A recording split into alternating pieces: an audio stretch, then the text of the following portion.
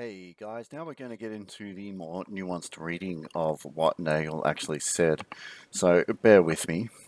Just remember our overall goal this time is we're still going to explore Nagel's account of the subjective nature of consciousness and his criticism of materialist reductions.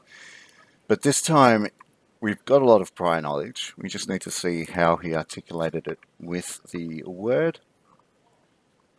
And we also need to consolidate or reinforce some of the understandings we already had and find the extra bits of detail we missed when providing the summary, okay? So just to get you to recap on a really important idea, can you draw me a picture that represents phenomenal consciousness? Because phenomenal is a word that's referenced quite often. And if we go back to our notes, we know that it's got to do with the subjective first person point of view of a human being, but not expecting them to have a 100% account or 100% understanding of reality. That notion or understanding of reality is mediated through our senses and how the mind takes the information from our senses and makes it make sense. All right, can you do that for me? That'd be great. Let's start reading. Occasionally I'll tell you to take a note, but feel free to take a note whatever you want to, okay? What is it like to be a bat? Consciousness is what makes the mind-body problem really intractable. Perhaps that is why current discussions of the problem give it little attention or get it obviously wrong.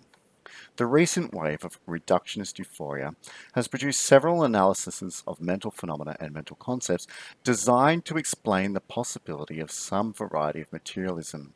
There's psychophysical identification or reduction. But the problems dealt with are those common to this type of reduction and other types. And what makes the mind-body problem unique is that unlike the water H2O problem or the Turing machine IBM machine problem, the Turing IBM machine problem is got to do with the Turing test. Look that up on the internet because that might be a useful thing to include when you're writing an essay, and you'll be able to talk about the possibility of consciousness on a Turing machine versus the possibility of consciousness on versus the consciousness we experience as humans, right? And unlike the water H2O problem or the Turing machine IBM problem, or the lightning electrical discharge problem, or the gene DNA problem, or the oak tree hydrocarbon problem, is ignored. So consciousness and what it is ignored.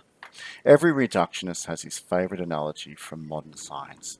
It is most unlikely that any of these unrelated examples of successful reduction will shed light on the relation of mind to the brain.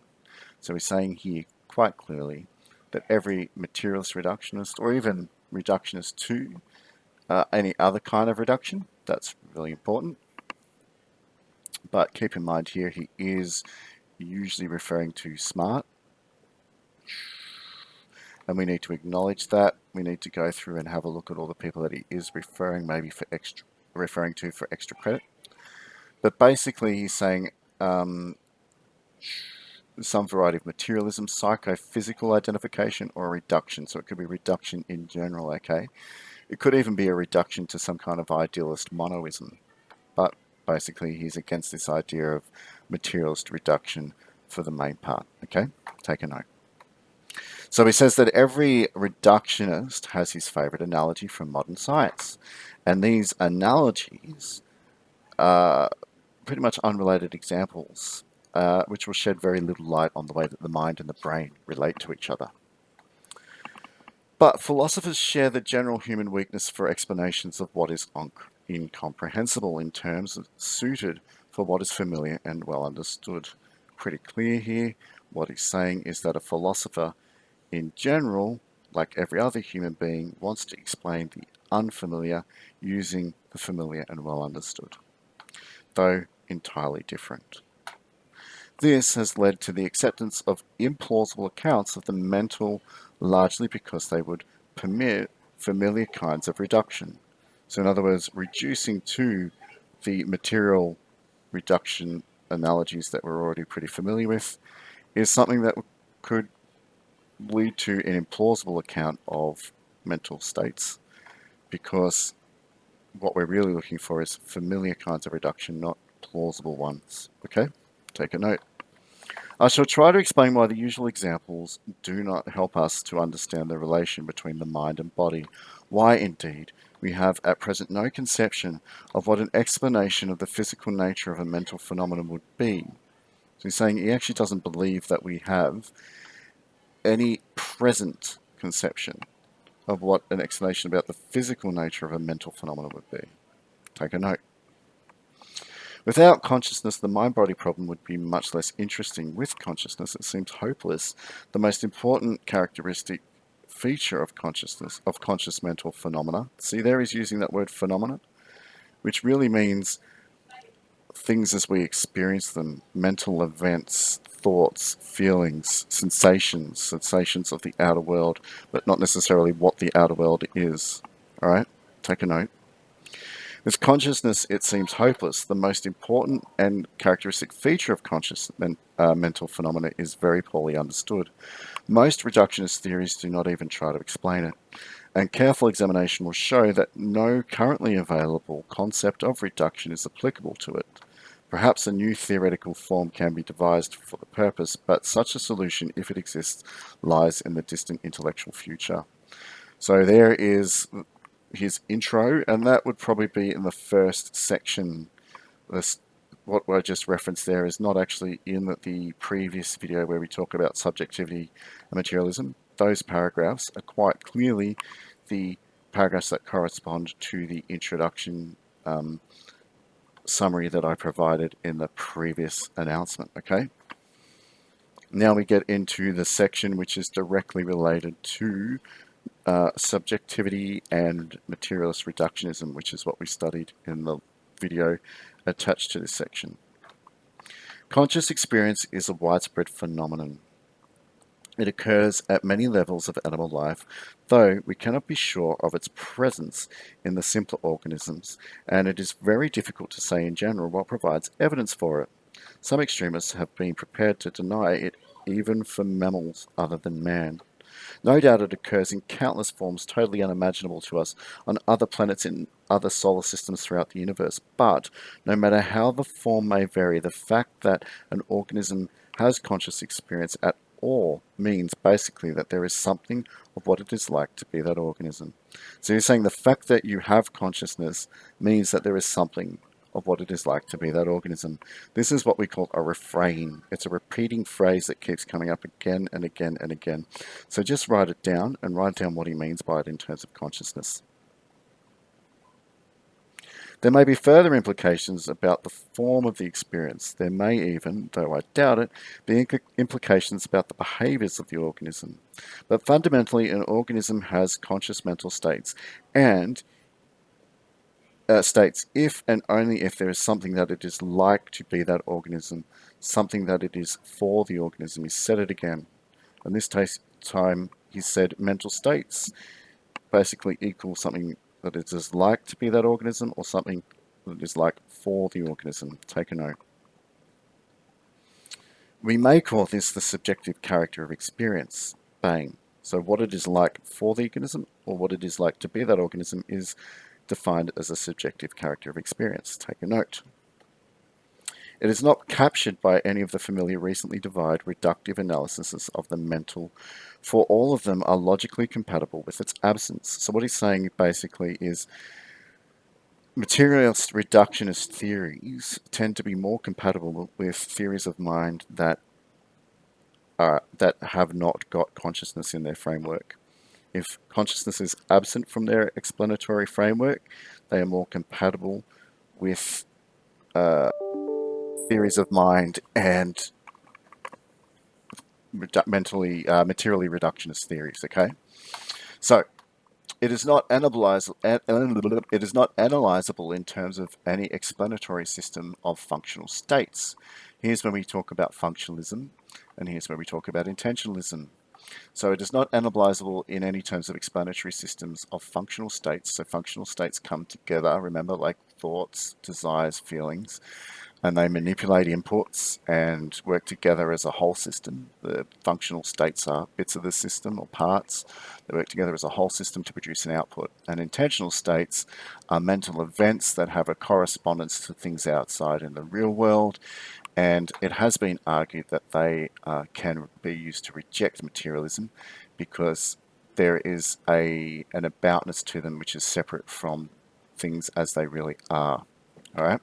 So it is not analyzable in terms of any explanatory system of functional states or intentional states, since these could be ascribed to robots or automata that behave like people, though they experience nothing. It is not analyzable in terms of a causal role of experiences in relation to typical human behavior for similar reasons. I do not deny that conscious mental states and events cause behavior, nor that they may be given functional characterizations. Of course they can. I deny that this kind of thing exhausts their analysis. So what he's saying is that by explaining things from an intentional point of view or explaining them from a functional point of view, you're not doing all that you need to do to come up with a 100% account of mind. There needs to be more done. I deny only that this kind of thing exhausts their analysis. So what they can do as theories. Any reductionist program has to be based on an analysis of what it is to be reduced to. If the analysis leaves something out, the problem will be falsely posed. That's right, so we don't have the full understanding of the problem. It is useless to base the defense of materialism on any analysis of mental phenomena that fails to deal explicitly with their subjective character. Here you go. Write that down. It's a very good quote. In other words, you need to account for the subjective nature of experience.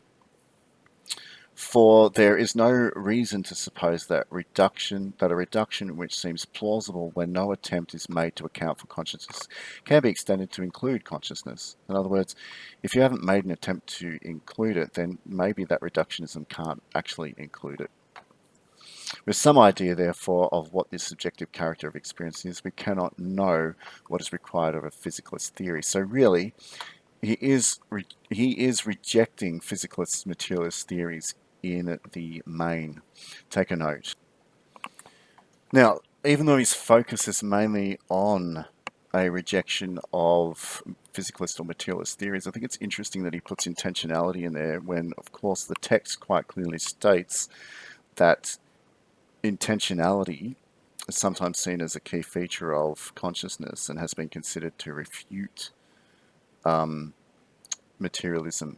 But he's basically, for most of his writing, he's not actually focusing on the kind of monoism that you get, that ideal, that is, even though he rejects the ability of intentionalism to account for consciousness in its full experience, he his main focus is on rejecting materialist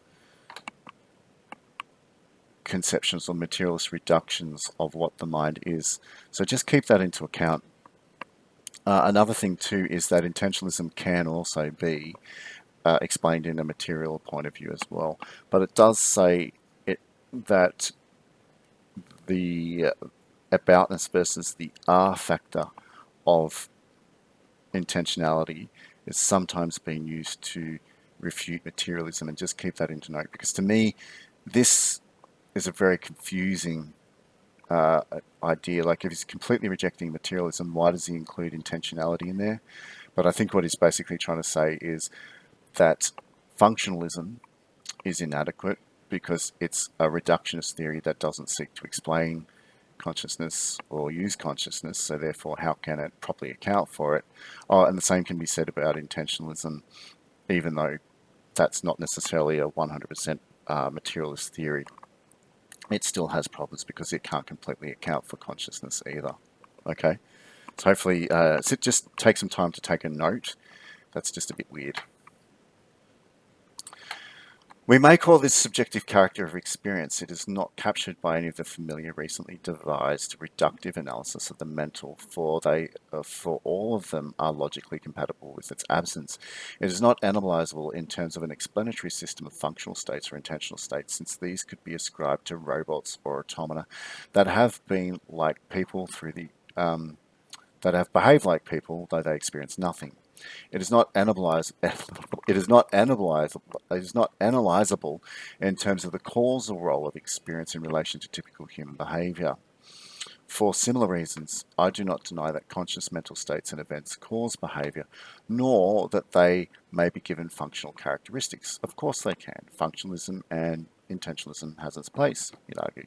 I deny only that this kind of thing exhausts their analysis. I've already read this part, but I'll go over it again just to help you make sense of it. Any reductionist program has to be based on an analysis of what it is to be reduced to. If the analysis leaves something out, the problem will be falsely posed. So there you go. We don't get a problem which fully accounts for and allows us to analyze everything. It is useless to base a defense of materialism on any analysis of mental phenomena that fails to deal explicitly with their subjective character. So we can't really defend materialism on an analysis of mental phenomena that completely fails to deal with the subjective character of our experiences. For there is no reason to suppose that a reduction which seems plausible when no attempt is made to account for consciousness can be extended to include consciousness. So we can't defend materialism on any... sorry, it's useless to base the defense of materialism on an analysis of mental phenomena. We can't defend it because we know that reductionism tends to want to reject the account of consciousness because it's not really designed to be compatible with the inclusion of consciousness. Take a note. Without some idea, therefore, of what the subjective character of experience is, we cannot know what is required of any physical theory. So in other words, what we need to do is we need to examine what the subjective character of experience is in order then to understand what it is that the physical account of mind should be doing and trying to account for. Okay, take a note. Well, an account of the physical basis of mind must explain many things. This appears to be most difficult. It's impossible to exclude the phenomenal features of experience from a reduction in the same way that one excludes the phenomenal features of an ordinary substance or a physical or chemical reduction of it, namely by explaining them as effects on the minds of human observers. So we're going to leave this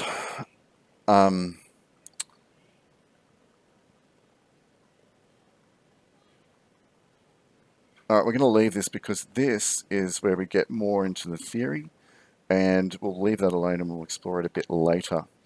So we have, what I've found confusing, and I think we need to make it really clear, is that even though intentionalism can be used to refute materialist theories, he's still saying it's inadequate. But on the main, he's rejecting the recently devised materialist accounts of mind because they're not designed to account for consciousness.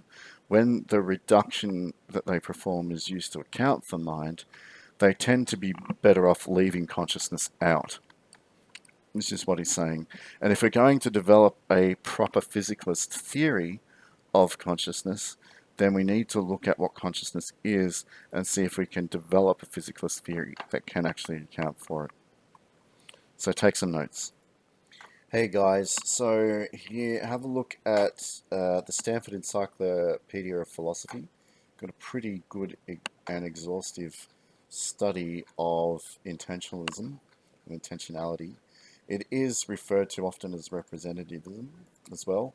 And basically everything we've said, the brief summary we gave about it is true. Thoughts may be different from what they're trying to represent because they have an aboutness and they're connected to some kind of schema. It's obviously some kind of rejection of the Fido theory as well. So have a look through it, skim through, tell me what you think, and we should be sweet. Let's have a look at our goals. Did we come up with a more developed account of the subjective nature of consciousness? Well, no, it was pretty in line with what we talked about in the summary. But I think we have a much better understanding of his rejection of materialist reductionism in order to account properly for the nature of consciousness. And that's because the explanatory framework developed throughout them tends to not really need, in order for it to explain how mind works, it doesn't need consciousness. So therefore, the challenge is to think about a physicalist or a materialist account of consciousness and mind together by analyzing the criteria of what mind or consciousness is. So there we actually have a much deeper question which we need to think about. Did we reference prior knowledge? Yes. Did we consolidate our understandings and make them more nuanced? Yes, I think we did. So have a look-see at that website. Just read through it and see what you can get. Read this again. Make sure that everything's nice and clear. And we'll go through this in class. Okay? Cheers.